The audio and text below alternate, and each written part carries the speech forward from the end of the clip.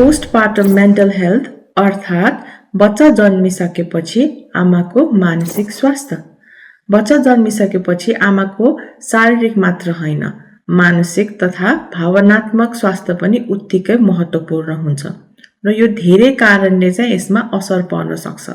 यसमा परेको असर चाहिँ बच्चा जन्मेपछि तुरुन्तै वा 1 वर्षसम्म पनि देखिन सक्छ। यो हुनको कारण चाहिँ नम्बर 1 मा चाहिँ हर्मोनल चेन्जेसहरू हुन। बच्चा पाइसकेपछि इस्ट्रोजन र प्रोजेस्टेरोन हर्मोन शरीरमा स्वाट्ट कम भएर जानु, जसले गर्दा चाहिँ यो मानसिक भावनात्मक स्वास्थ्यमा यसले असर गर्न सक्छ। अर्को भनेको चाहिँ तपाईको निन्द्रा नपुग्नु। अब बेलुका पनि उठेर बच्चालाई खुवाउनु पर्ने, ब्याउनु पर्ने गर्दा चाहिँ राम्ररी आराम र निन्द्रा नपुग्दा हुन सक्छ। त्यस्तै पहिला बच्चा पाउन अगाडि नै वा प्रेग्नेन्सीको टाइममा पनि यस्तो मेन्टल हेल्थ इश्यूजहरू छ भने बच्चा पाएपछि यो अझ बढ्न सक्छ। वा परिवारमा त्यस्तो हिस्ट्री छ हैन, आमाको थियो, दिदी बहिनीको छ भने पनि यो तपाईलाई पनि हुन सक्छ। र बच्चा जन्मिने क्रममा चाहिँ केही कम्प्लिकेसन्सहरू भयो, इमर्जेन्सी अपरेसन गर्नु पर्यो वा बच्चा राम्ररी नजन्मेर औजारहरू प्रयोग गर्नुपर्ने, भ्याक्युम फोर्सेप्सहरू प्रयोग गर्नु पर्यो। त्यसले गर्दा बच्चा जन्मिने ठाउँमा धेरै चोटपटक घाउ लाएर लामो समयसम्म अस्पतालमा बस्नु परेको, आमाको आइसियुमा वा बच्चालाई आइसियुमा राख्नुपर्ने, बच्चा जन्मिँदा बच्चा खेर जाने वा एनआइसियुमा राख्दा बच्चाको मृत्यु हुने, यस्ता धेरै कारणहरूले गर्दा पनि यो हुन सक्छ भन्दा सामाजिक हिसाबमा पनि बच्चा पाइसकेपछि श्रीमानको वा परिवारको सपोर्ट राम्रो भएन र बच्चालाई केही तलमाथि हुँदा पनि आमालाई दोष दिने प्रक्रियाले पनि आमाको चाहिँ मानसिक स्वास्थ्यमा असर हुन सक्छ।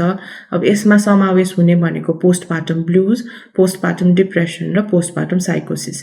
पोस्टपार्टम ब्लुज भन्नाले चाहिँ आफूमा एउटा आत्मविश्वासको कमी भएर गइराख्ने, सानो सानो कुरामा चित्त दुख्ने, रुन नलाग्ने, उदासी भइराख्ने, थकान, कमजोरी जस्ता महसुस हुने र निन्द्रा नलाग्ने र एक्लोपन लागिराख्ने। यो चाहिँ धेरै जस्तो 1-2 दिनमा सुरु भएर 1-2 हप्तामा चाहिँ आफै निको भएर जान्छ। यस्तोमा चाहिँ औषधिको प्रयोग गर्नु जरुरी हुँदैन। परिवारको साथ र पार्टनरले पनि साथ दिएर आमाले आराम गर्न पायो, पोसिलो खाना खान पायो, रेस्ट राम्रो पायो भने चाहिँ यो आफै नै स्वत नै निको भएर जान्छ। तर केही गरी यो लक्षण चाहिँ 2 हप्ता भन्दा बढ्यो वा अझ जटिल बन्दै गयो भने चाहिँ यस्तोमा चाहिँ हामीले डाक्टरको सल्लाह वा आवश्यक हुन्छ। जुन चाहिँ हामीले पोस्टपार्टम डिप्रेसन हुन्छ, जुन 15 देखि 20% महिलाहरूलाई हुन सक्छ। यो जुन अघि मैले भने पोस्टपार्टम ब्लुजको सिम्पटमहरू यो नै अलिकति अत्याधिक भएर बढ्दै जाने, लक्षण अझ गहिरो र दैनिक जीवनमा पनि यसले असर गर्दै जान्छ। कुनै पनि पहिला आफूलाई रुचि भइरहेको काममा रुचि घटेर जानु, खुसी नलाग्नु, अत्याधिक डर चिन्ता भइराख्ने, आफूमा आत्मविश्वास पटक्कै नहुने, बच्चासँग पनि एक किसिमको जुन भावनात्मक जुडाव हुन्छ त्यो हुनुमा समय लाग्ने वा त्यो हुँदै नहुने, निन्द्रा भोक प्यास के पनि नलाग्ने, निराशा बढ्दै जाने र एक्लोपन भइराख्ने र एक किसिमको होपलेस, हेल्पलेस, वर्थलेसनेस जस्तो फिलिङहरू मनमा आउने। यो पोस्टपार्टम डिप्रेसन हुँदा चाहिँ मनोरोग विशेषज्ञ डाक्टरहरूसँग परामर्श लिन एकदम जरुरी हुन्छ र मनोपरामर्श साइकोलोजिकल काउन्सिलिङहरू जसमा चाहिँ हामीले कग्निटिभ बिहेभियरल थेरापीहरू हुन्छ त्यो गर्नु जरुरी हुन्छ र साथै औषधिको पनि प्रयोग गर्नुपर्ने हुन्छ। औषधि चाहिँ धेरै जस्तो अब स्तनपान गरिरहेको आमा भएको कारणले गर्दा बच्चालाई पनि असर नपुर्याउने खाले र जुन खाले सिम्पटम छ त्यही हिसाबको औषधि प्रयोग गर्नुपर्ने हुन्छ र परिवारमा पनि तपाईको श्रीमानले र अरू परिवारको मान्छेहरूले पनि सपोर्ट गर्नु एकदमै जरुरी हुन्छ यो बेलामा। र सानो जीवनशैलीमा पनि सुधार पाएको बेलामा सुत्ने, रेस्टहरू गर्ने, पोसिलो खानेकुराहरू खाने, सामान्य हिँडडुल आफूले गर्न सक्ने व्यायामहरू गर्ने जस्ता काम कुरा पनि गर्न सकिन्छ। अर्को भनेको चाहिँ पोस्टपार्टम साइकोसिस। यो चाहिँ 1000 जना मध्ये 1-2 जना आमालाई हुन सक्छ।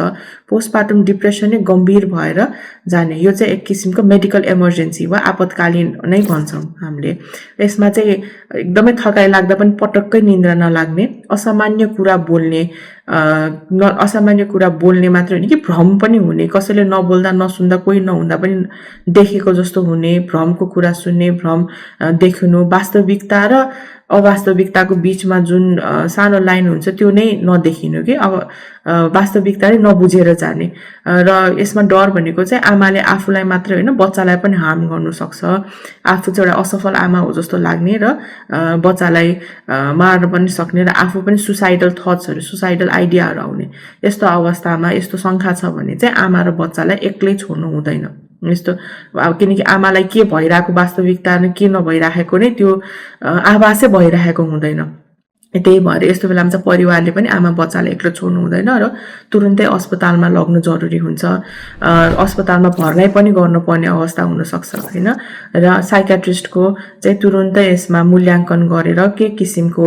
उपचार चाहिने हो के किसिमको औषधि उपचार चाहिने हो त्यो बारेमा विस्तृतमा जानकारी लिनु जरुरी हुन्छ र के लक्षण हो त्यो अनुसारको औषधि उपचार यदि निकै नै जटिल छ औषधि गर्दा पनि यो कम भइरहेको छैन बढी नै रहेछ भने कहिलेकाहीँ इलेक्ट्रोकन्भर्जन थेरापी पनि गर्न सकिन्छ त्यही कारणले भर्खर बच्चा जन्मेको आमाहरूको चाहिँ शारीरिक स्वास्थ्यमा मात्र नभइकन मानसिक स्वास्थ्यमा पनि हामीले ध्यान र विचार पुर्याउन जरुरी छ यदि तपाईले आफ्नो वरपर नजिक देखिरहेको कोही महिला जसले भर्खर बच्चा जन्माएको छ उसको मानसिक अवस्था ठीक छैन जस्तो लागेको छ भने चाहिँ चाँडै भन्दा चाँडै नै डाक्टरको परामर्श लिन जरुरी छ किन यो गम्भीर हुँदै जान्छ गम्भीर भए तापनि यसको चाहिँ उपचार सम्भव छ धन्यवाद